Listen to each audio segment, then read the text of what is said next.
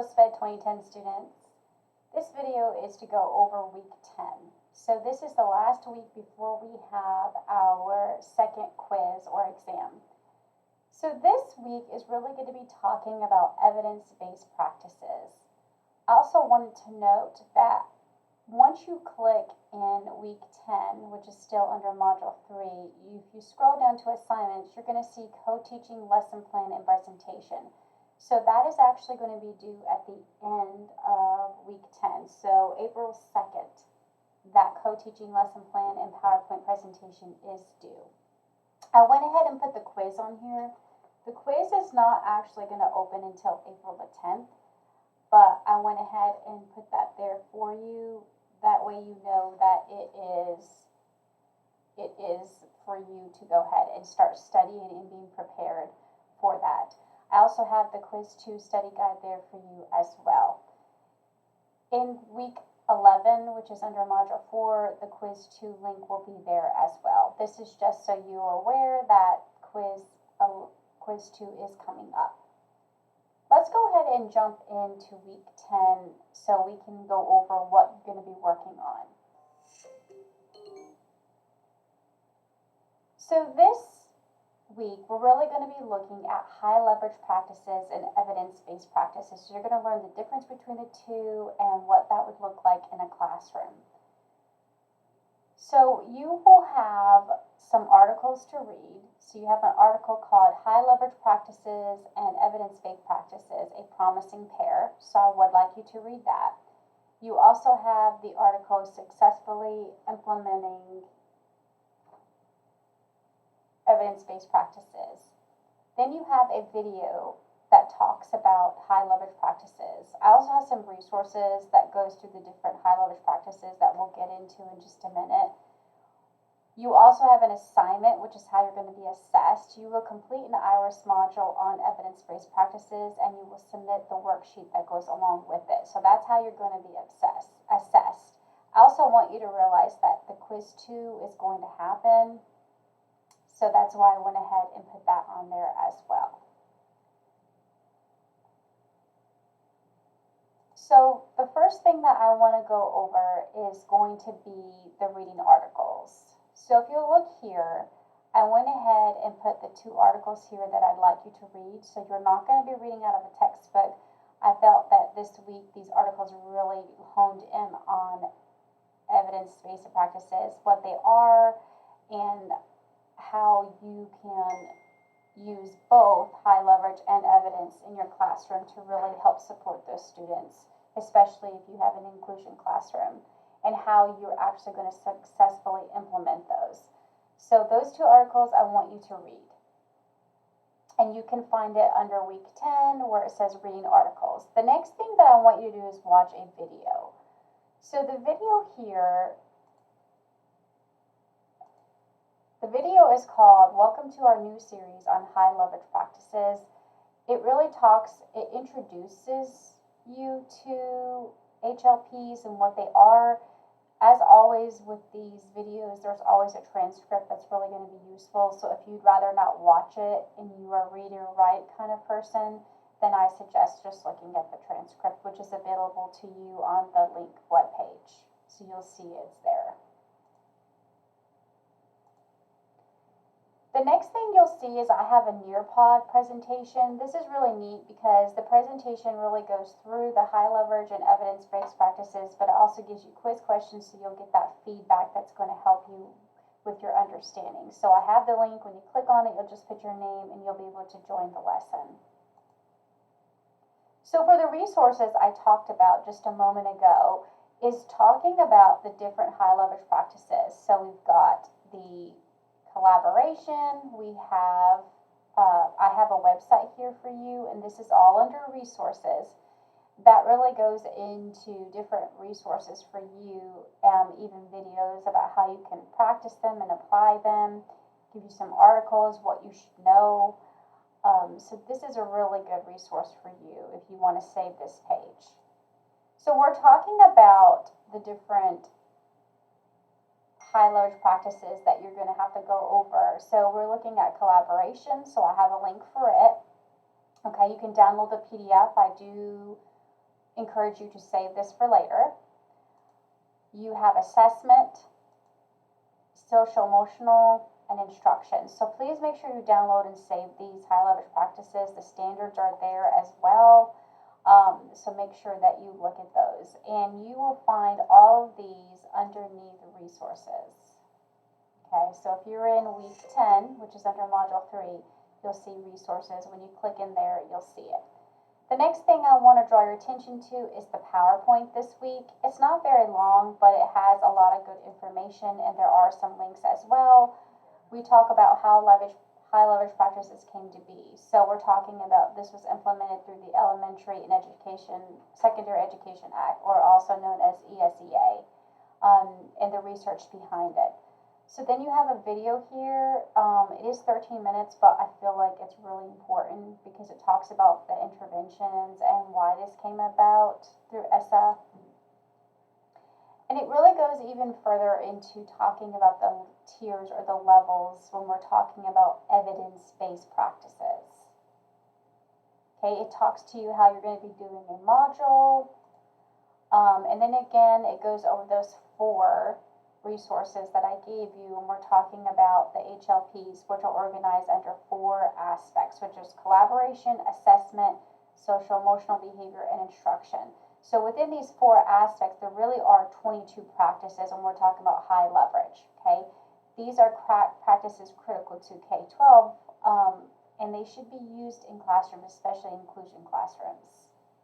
And then I have a really neat video here for you that's really going to describe the differences, or how HLPs and evidence-based practices should be linked together and what their relationship is and how you use them in the classroom.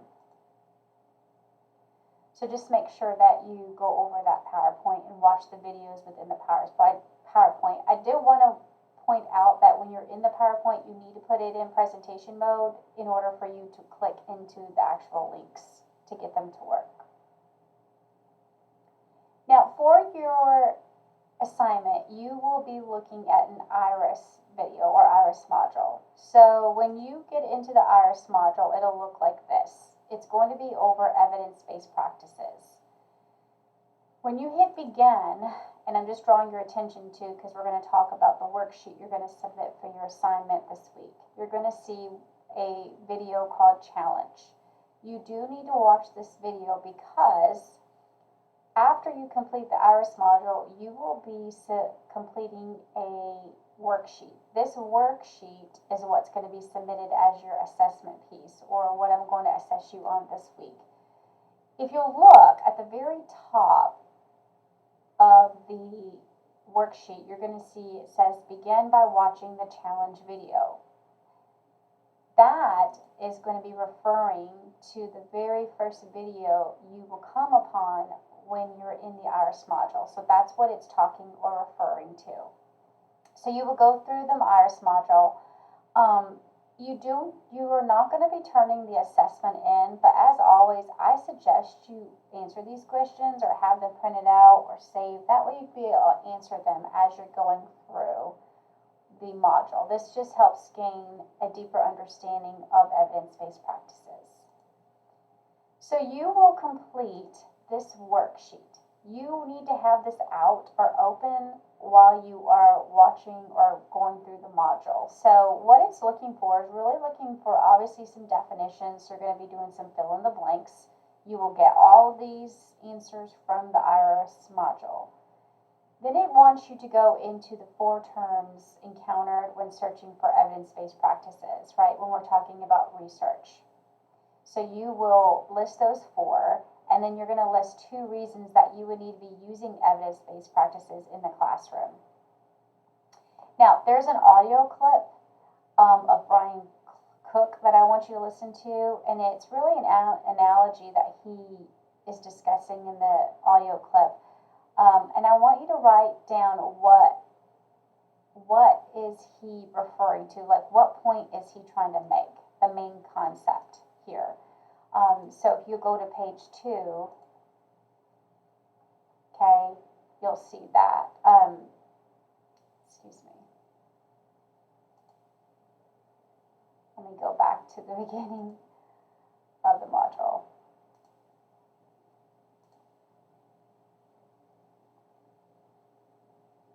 Okay, so these are questions, initial thoughts about what you think about it. Here's where it starts, the very first page. These are, of course, your objectives. So this just follows the same format as always. So when it's talking about page 2, audio clip, it's really talking about that. So just make sure that you're looking, this is page 2. So this is what you would need to listen to complete that section of the worksheet. The next section, and you'll see I named them pages, so that's going to help you refer to where to look for these. It talks about evidence-based practices and how you identify them. So make sure you fill in the blanks there, and then you're going to list 2 of the questions to consider under each of them. Okay, so you're going to consider 3 things, and within 3 things that you're going to consider, there are questions that should be asked. What are they? And then you're going to look at this activity here. Okay, so this is based on the worksheet from Miss Mikadori, and you're going to see which program you think that she should select. And again, this is inside of the actual IRIS module. So you're going to have to be clicking through, completing these, so that way you can be able to answer these questions. And then you're going to check out one resource for evidence-based practices for 2 of these 3 age levels. Okay, so you have age birth to 3 and then preschool ages 3 to 5. Okay, and what you're going to do is you're going to tell me which age level, what resource did you find, and what was available on that resource. And please connect it to evidence-based practices from what you're getting out of the IRIS module. Now, when you're finished and you complete it, you will save it, and that's what will be submitted to Dropbox. Now, if you look here, I went ahead and put the co-teaching lesson plan and presentation, because that's going to be due April 2nd. So I just wanted to remind you, so the Dropbox is there for you, as well as the Quiz 2 study guide. I will be emailing you a Module 2 quiz PowerPoint that goes along with the Study 2 guide. I will be emailing that to everyone, as well as probably putting it inside here under assignments, so you'll be able to locate it in 2 places. But remember, Quiz 2 will not actually open until April 10th, but I went ahead and put it there so you can start studying. That will cover week 10, so we're finishing out this module, and then we'll have our quiz. Now, I'm going to remind you that the quiz will open in our week 11, but we will continue working on week 11 content, and that week, that module quiz, or quiz 2, will stay open during that entire time. So you'll take it when you're ready. As always, if you have any questions, please feel free to reach out. Reach out if you have questions or concerns about the co-teaching assignment, because that is a major assignment within this course. And then also, right now, you should be already placed in your service learning placement, and you should be working on your 12 hours. So I've talked to several students about that. So if you have any questions or concerns, please reach out. And I know some people have already completed, and I received their evaluation from the supervising teachers. So don't hesitate to reach out to me if you have questions about that as well. All right, guys. Well, I will talk to you the next time. I hope you have a great week. Take care.